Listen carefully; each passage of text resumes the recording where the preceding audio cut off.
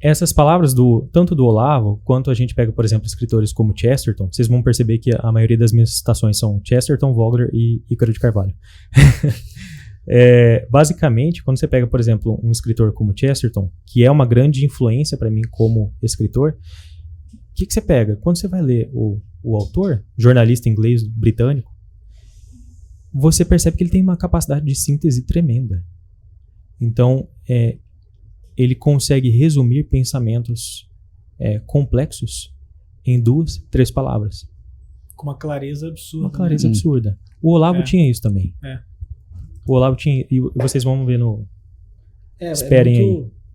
É muito impressionante mesmo. Quando você vê um escritor que consegue transmitir uma ideia que você já sabe que aquilo é verdade, você já entende aquilo, você já enxerga aquilo do mundo, só que o cara lá, em uma frase, consegue colocar isso pra você de uma forma mais clara. Parece que você fica mais inteligente, né? Agora eu fico me perguntando, não como uma comparação de qualidade, nada relacionado a isso, mas é justamente, eu não sei se esses detalhes estão, assim, em uma palavra, em 2 palavras, você conseguir resumir uma personalidade talvez inteira, dar o toque final.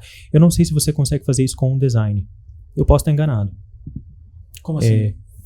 Através de elementos, digamos assim, simples. Um toque final, digamos, naquela arte, que vai definir toda aquela arte.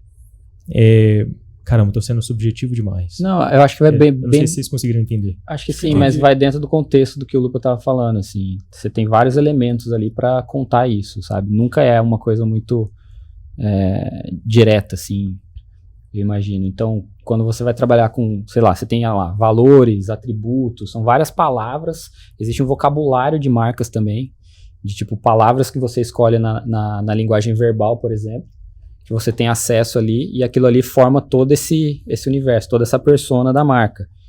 Mas assim, de fato, 1 ou 2 para sintetizar tudo, o design ele usa vários elementos para contar uma história, assim. Eu acho que não me recordo de ter algo muito sucinto, assim, muito você precisa, em síntese para ser poder... reconhecido por vários elementos, assim.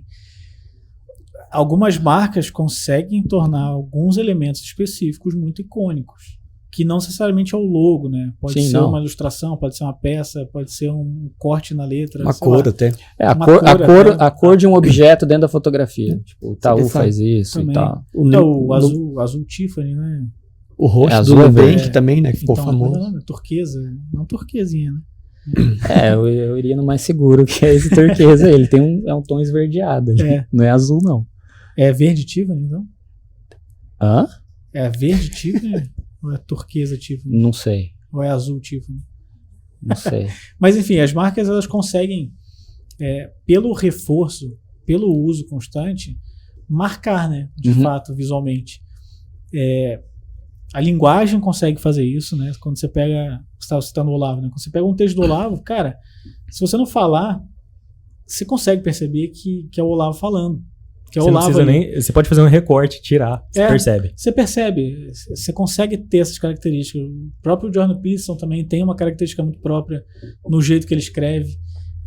Sei lá, se é por ser também muito prolixo, ele se repete muito. Eu nunca li Jordan Peterson. E tem o lance da imagino que sim. Tem a constância também, né? A constância. Como um elemento fundamental aí para marcar desse jeito. Tipo, a constância nos textos, a constância na linguagem, na maneira de falar, nos artigos publicados, nos livros escritos, né? Dificilmente Chesterton ou outros autores, publicando um livro só, de repente traria toda essa... Não. Né? Tipo, é um conjunto, é a consistência, e aí para a marca também vai para isso, né? É no tempo. O que entra, só acontece no tempo. O que a gente consegue entrar no aspecto da linguagem, inclusive num assunto que eu estava mencionando esses tempos atrás, na criação de jargões. Você consegue se lembrar?